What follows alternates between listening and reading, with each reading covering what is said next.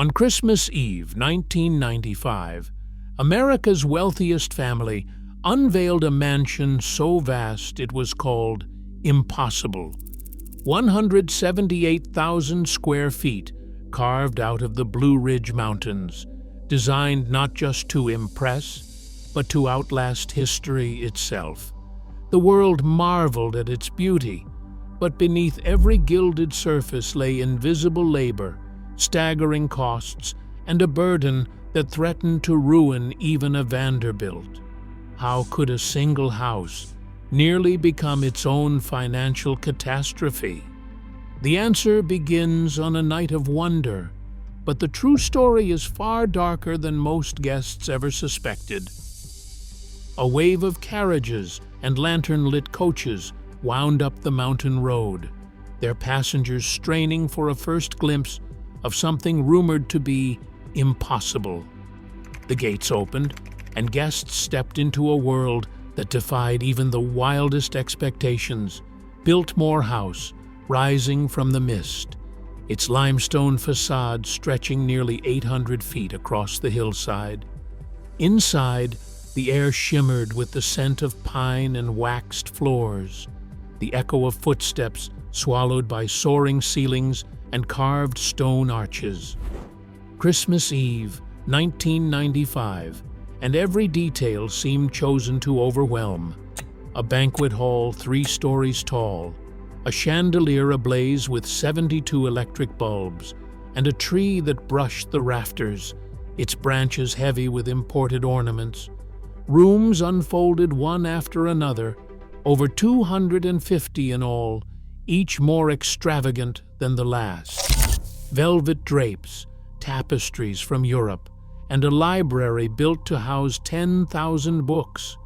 Guests wandered through endless corridors, pausing at marble fireplaces and balconies that opened to the Blue Ridges beyond. Outside, the estate stretched for miles, 125,000 acres of rolling forest and farmland, the mountains silhouetted against the winter sky. No private home in America had ever reached this scale. 178,926 square feet, a chateau carved out of wilderness. On that night, the house was a marvel, a gathering place for writers, artists, and the curious elite. Yet even as laughter and music drifted through the halls, few could imagine what it truly cost to conjure such a spectacle from stone and ambition. George Washington. Vanderbilt II spent years searching for the right model for his retreat, but his vision always circled back to the chateau of the French Loire Valley. He returned from his travels with sketches of spiral staircases, towers, and steep slate roofs, details borrowed from places like Chambord and Chenonceau. Vanderbilt was not just another Gilded Age heir. He read philosophy in several languages, collected rare books, and kept notebooks filled with ideas about art and architecture. He wanted Biltmore to be a place where beauty and intellect lived side by side, a private world that rivaled the grandeur of Europe's old estates. To bring these ambitions to life, Vanderbilt turned to Richard Morris Hunt, the first American to study at the École des Beaux-Arts in Paris. Hunt's training shaped every inch of the design, from the carved limestone facade to the grand stair tower that spirals up 4 stories. Each element was chosen to evoke the Renaissance splendor Vanderbilt admired abroad. Hunt's blueprints called for a house on a scale Americans had never attempted, a chateau in the wilderness built not just for comfort, but for awe. Outside, Frederick Law Olmsted, best known for Central Park, faced a different challenge, taming 125,000 acres of rough Carolina land into a landscape that matched the house's ambition. Olmsted envisioned winding roads, terraced gardens, and forests managed with scientific precision, the estate would be more than just a setting. It would be a living experiment in beauty and utility. Together, Hunt and Olmsted transformed Vanderbilt's personal taste into a blueprint for something that demanded far more than ordinary craftsmanship. The result was a project so massive it would soon require industrial-scale labor and logistics on a scale rarely seen in private construction. Between 1889 and 1895, the quiet valleys below Asheville thundered with the sounds of construction. Biltmore's creation demanded more than vision. It required an industrial supply chain that rivaled small cities. At the heart of this machine, a 3-mile private rail spur snaked up the mountain, bringing in carloads of Indiana limestone, bricks, slate, and timber day after day. The estate's own brick kiln fired millions of bricks on site, while a dedicated woodworking factory turned out custom doors, paneling, and intricate trim. At the project's peak, over 1,000 men worked in shifts, their labor stretching from dawn until darkness, laying stone, hoisting beams, and feeding the endless appetite of a house that seemed to grow by the hour. Stonemasons shaped blocks for the grand facade, while teams of carpenters framed the soaring ceilings and spiral staircases. Steam-powered derricks lifted massive stones into place, and horse-drawn carts rumbled along muddy tracks, ferrying supplies from the railhead to the rising mansion. The logistics alone were staggering.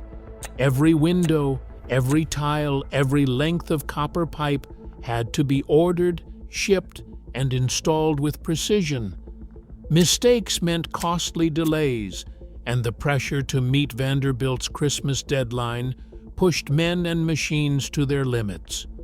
While the world marveled at Biltmore's grandeur, the true scale of the operation unfolded behind the scenes. The estate became a living engine of industry, humming with the energy of 1,000 hands and the relentless movement of materials. Yet for all its visible splendor, much of the work, and the workers themselves, remained hidden from view, their efforts absorbed into the walls and foundations of America's most ambitious home. Beneath the marble floors and velvet drapes, another world kept Biltmore alive.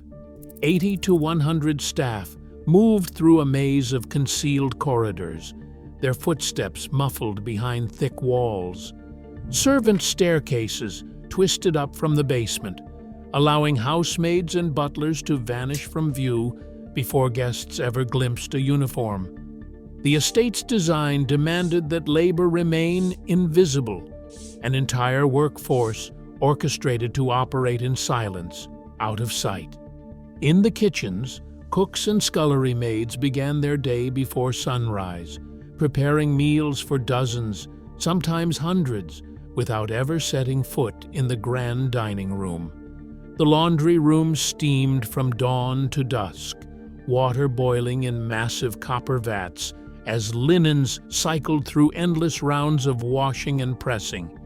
Below the house, boiler rooms thundered with the constant churn of coal, feeding heat and electricity through a labyrinth of pipes that spread warmth to every corner. Staff routines followed a clockwork rhythm. Housemaids cleaned and dusted before guests awoke, while footmen polished silver and tended to fireplaces, 65 in all, each one requiring fresh wood and ash removal daily. The call box system buzzed with requests, summoning workers to the farthest reaches of the house at a moment's notice. Even at night, watchmen patrolled the corridors, ensuring the estate's pulse never faltered. For the staff, Biltmore was less a palace than a machine that demanded constant attention.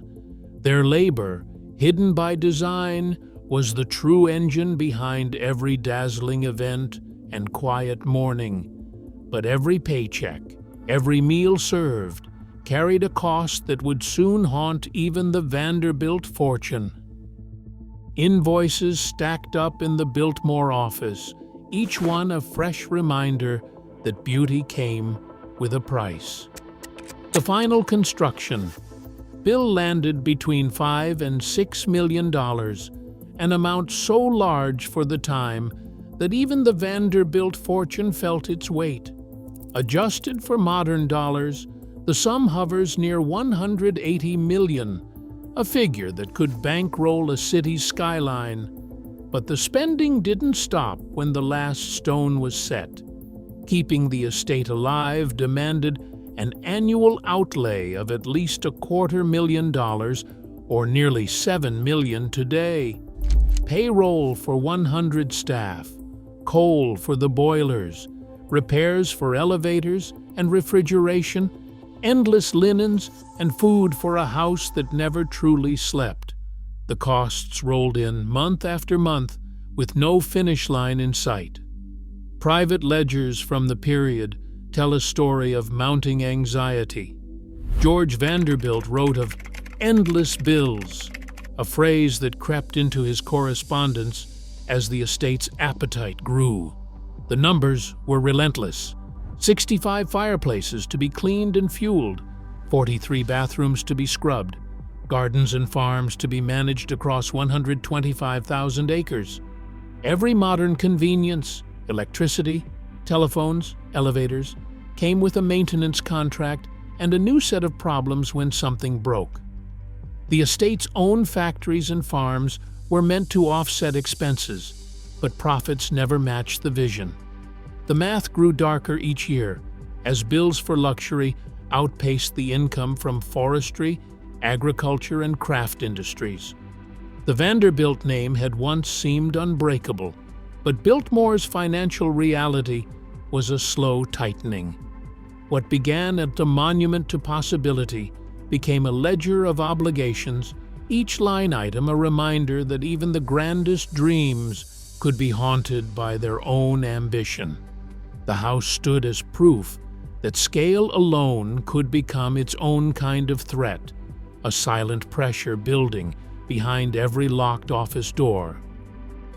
In 1913, a new federal income tax swept across the country, targeting fortunes that once seemed untouchable. For Biltmore, the timing could not have been worse. The estate's vast holdings, already expensive to maintain, now faced a permanent drain as tax bills landed alongside the never-ending invoices for coal, staff, and repairs. The following year, George Vanderbilt died unexpectedly at age 51. The shock left his wife, Edith, facing a mountain of debt and a house whose beauty now felt like a burden. Edith Vanderbilt stepped into a role she never wanted, forced to make decisions that would reshape the estate forever. She negotiated the sale of nearly 87,000 acres, more than two-thirds of the land, to the federal government. The deal, finalized in 1916, created Pisgah National Forest, preserving the mountains that had drawn George there in the first place. The sale brought in much-needed cash, but stripped the estate down to its core. Farms, industries, and even part of the village that had once supported Biltmore were sold off in the years that followed, each transaction shrinking the dream to something barely sustainable. The blows kept coming. Floods, economic downturns, and the relentless pressure of taxes pushed the estate closer to collapse. By the late 1920s, the family's options had narrowed to a single desperate measure. In March 1930, as the Great Depression gripped Asheville, Edith's daughter Cornelia and her husband John Cecil opened Biltmore House to the public. For $1, anyone could walk through the doors that once guarded America's grandest private home. The velvet ropes and guided tours were a stark reversal of everything George Vanderbilt had imagined. Yet for Edith, survival meant sacrifice. Each visitor brought in a few more dollars to keep the lights on, the staff paid, and the house from being lost forever. The impossible house had become a public curiosity, its secrets now on display for the price of a ticket. In the end, endurance depended not on wealth, but on the willingness to let go of what once seemed untouchable. George Vanderbilt's ambitions for Biltmore stretched far beyond architecture. On the hills and valleys surrounding the house, he set out to build a working estate, one that could sustain itself through science and careful management. The land, once stripped by logging and farming, became a laboratory for American forestry.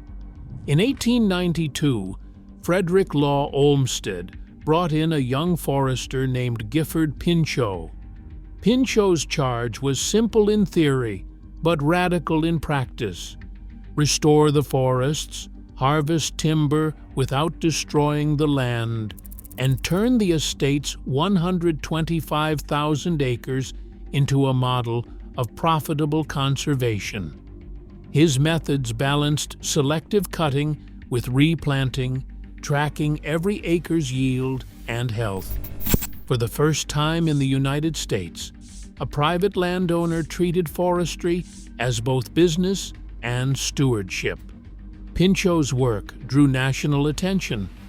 When he left to become the first chief of the U.S. Forest Service, Dr. Carl Schenck took his place. Schenck founded the Biltmore Forest School in 1898, the first of its kind in America, training more than 300 students in sustainable forestry over the next 15 years. The estate's farms, meanwhile, produced everything from potatoes and corn to sheep and dairy, supplying both the house and the local market. Every field, barn, and managed forest represented an experiment in self-sufficiency, an attempt to make the estate's grandeur pay its own way. But as the bills for staff and maintenance mounted, even these scientific ventures strained to keep up with the demands of the mansion on the hill. Biltmore's scale was matched only by its appetite for innovation. In 1995, few American homes could claim indoor plumbing in every bedroom, let alone 43 bathrooms and 65 fireplaces, each one vented through a maze of flues hidden in the walls.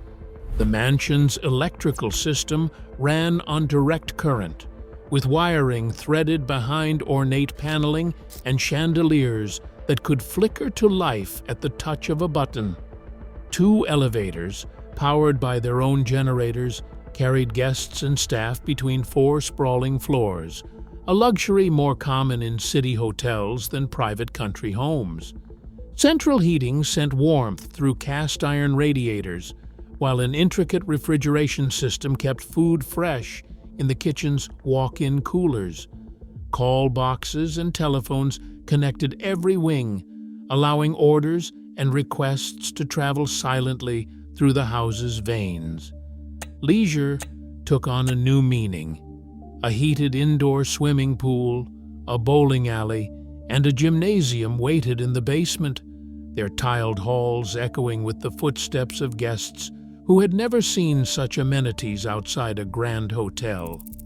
The library, designed to hold 10,000 volumes, was wired for electric reading lamps long before most Americans had light bulbs in their homes. Every system, every convenience, demanded constant attention and repair. The promise of modern comfort came at a staggering cost, not just in dollars, but in the endless labor required to keep the lights on and the water hot. Biltmore's technology dazzled, but beneath the surface, it bound the estate to a future where maintenance was as relentless as the ambition that built it. In the dark years of World War II, Biltmore's vast halls took on a new purpose. Between 1942 and 1944, the estate became a hidden vault for some of the nation's most precious treasures. The National Gallery of Art, fearing attacks on Washington, quietly shipped dozens of masterpieces, including works by Rembrandt and Raphael, down winding mountain roads to the secure, climate-controlled rooms deep within Biltmore's stone walls. Armed guards patrolled the grounds. Only a handful of staff knew what was locked away behind heavy doors, and the secret held until the war's end. Not a single piece was lost or damaged. After the war, Biltmore's survival depended on reinvention. The estate's doors, once opened out of desperation during the Depression, became the gateway to a new kind of prosperity.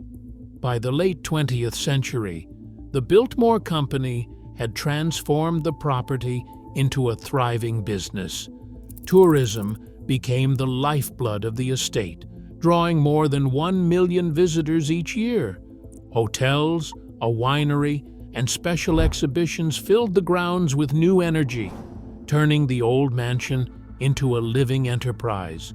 What began as a private refuge for one family now stands as a monument to endurance, its future secured not by secrecy or solitude, but by welcoming the world inside.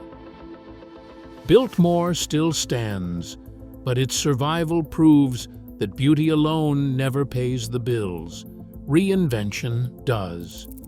Today, nearly 2 million Americans work in the tourism industry, where yesterday's excess becomes tomorrow's escape. The line between legacy and liability remains razor-thin.